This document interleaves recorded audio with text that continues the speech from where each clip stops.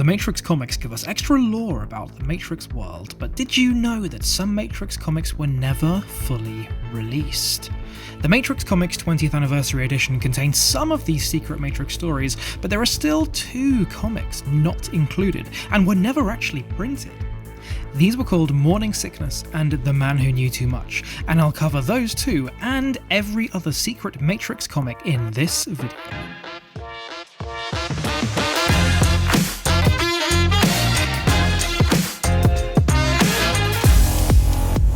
A woman wakes on the surface and hears her operator greet her through the headset. She tells him she's awake and, when he urges her to get moving to the fetus fields, crushes one of the small spider-like maintenance machines crawling over her which had just bitten her neck. Sitting up, she reminds herself that she needs to remember why she's doing this, not for Zion or their scientists, but for the children. At this point we see her walking along the fetus fields, reaching one of these specific pods.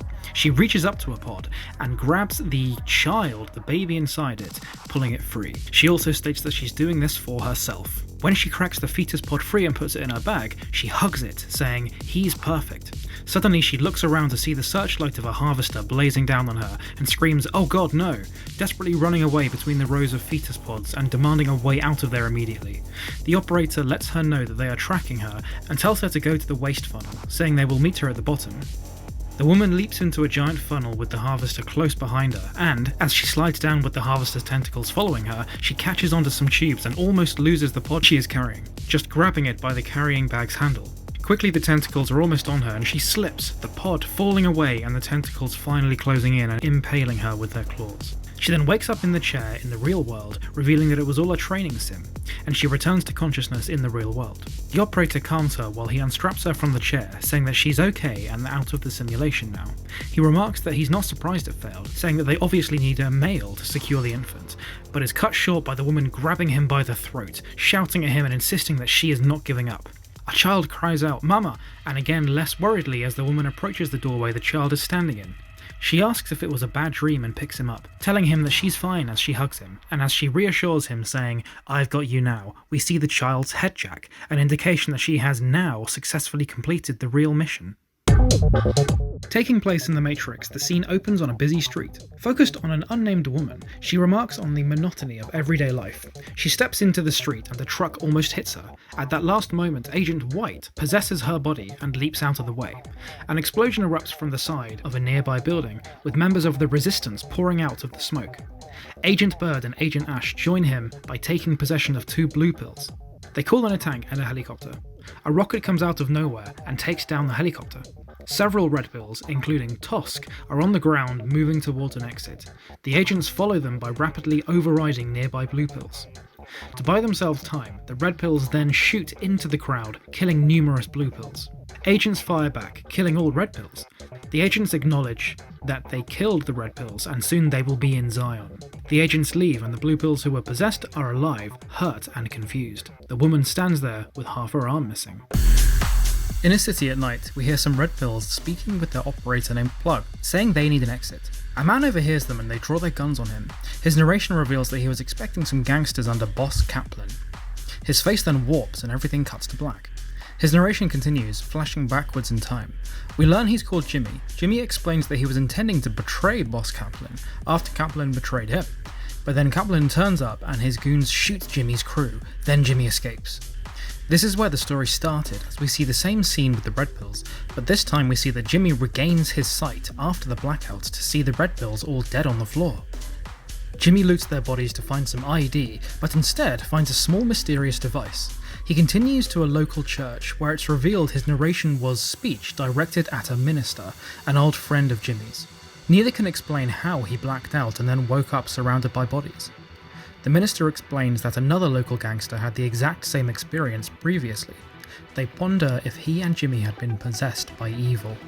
Suddenly, a red pill approaches Jimmy and demands he hand over the mysterious device. The minister warps into an agent, so the red pills shoot him, which sends Jimmy into a rage. He suddenly blacks out again and wakes up with the red pills all dead. An agent nearby takes the device and threatens Jimmy about how much he remembers. Satisfied, the agent leaves. Jimmy then walks away, convinced that he must now take some kind of leap of faith. Peter is a programmer who is working on a project called EPOS, which are AI programs that improve their code to become more efficient. He learns that his colleague, Hardin, has secretly started using his EPOS in Hardin's surveillance work, which Peter knows is very dangerous. He tries to stop Hardin but fails, so he hires a hacker named Rain to scare Hardin into stopping. Rain finds something scary in Hardin's EPOS surveillance project, a live video feed of the red pods in the real world, in which Peter can see his own real-world body in a pod. Agents appear outside as they escape. They try to go to Peter's office, but it has all been replaced by a mall. They retreat to Peter's secret house in the forest, where Rain finds even more strange videos, this time of a doc bot in the real world. Rain suggests contacting her hacker ex-boyfriend to help, but when they arrive at a petrol station, agents appear and shoot Rain. Peter runs out, but the entire death area has been wiped away, with Rain nowhere to be seen. Peter decides to finish what he started by going to an internet cafe and uploading one of Hardin's surveillance EPOS onto the internet, sending it to journalists all over the world. Once finished, he tries to leave through a door, but it's locked, then throwing a chair into the window simply makes it bounce like taffy. Agents arrive and shoot Peter, but he manages to send the EPOS across the internet. In his last moments, he sees the green matrix code and Rain's real-world pod, reading that it's now vacant.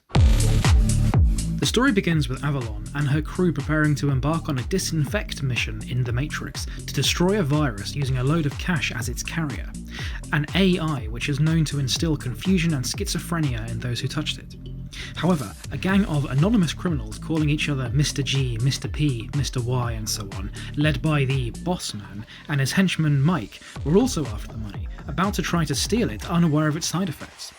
As Avalon's crew set out on bikes to track down and destroy the money van with the virus, their operator informs them that the money truck is outside is being robbed. A glitch in the Matrix causing the sudden arrival of an army of police and agents puts an end to the robbery, and only 4 criminals are alive by the time Avalon arrives. An agent kills 2 of the criminals, and Avalon leaps off her bike, shooting at him to distract and prevent any return fire. She helps Boss Man to escape, throwing a grenade at the agent standing next to the truck while one of her crew provides covering fire. The explosion destroys the truck too, blowing up the money and the virus carried in it along with the last criminal. Bossman seems more concerned with the destruction of all the money than anything else, but escapes with Avalon, running through the back streets to a small closed restaurant as she tells him about the virus and the Matrix itself.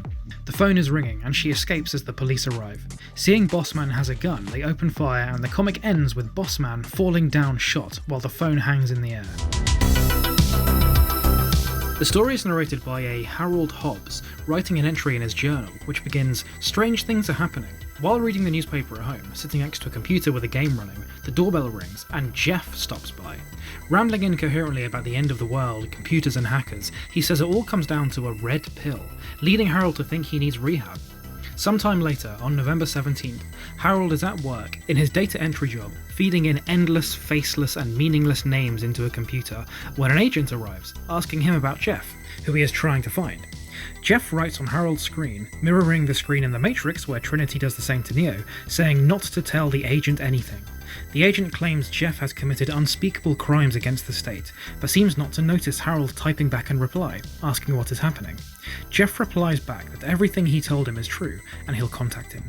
As the agent looks up from his file to Harold on the computer screen, Harold asks what he wants to know about Jeff, and the agent tells him they need to know the last time he saw Jeff, and the last time they talked. Just as the agent is about to put his hand on Harold's shoulder, he spins around, shouting that he doesn't know what games are being played, but that he has nothing to say.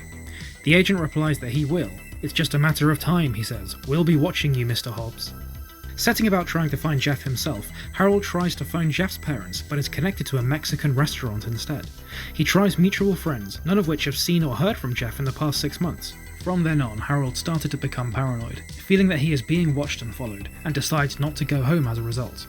Checking into a nice hotel he had stayed at before, he finds the place dirty now with lots of bugs, so goes for a walk to clear his head and think. As he decides nothing makes sense, someone mugs him, approaching from behind with a flick knife and demanding his money. He refuses, hitting his assailant who drops the knife and flees. Still depressed, he carries on walking, and a public telephone he is passing rings. It's Jeff, saying that he can't answer the questions he has yet, but that he's no longer being watched, telling him to go home just as an agent takes a photo of him from an upper story window of a building on the opposite side of the street. Still mystified, Harold goes home and decides to search the internet, but as he finds that, the entire thing has been wiped out. Jeff comes back and says, "I can't tell you where I am, but remember the Matrix? How we looked for answers? The tables have turned. The answers now look for you. Stay well."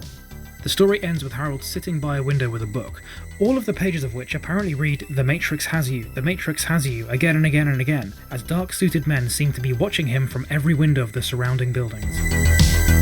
Thank you for watching that, everybody. If it was a help to you and you really liked learning about the Matrix lore, then please subscribe to Jam Punch and I'll be releasing a brand new Matrix Explained video every single week. My name is George, this is Jam Punch, and I'll see you next time.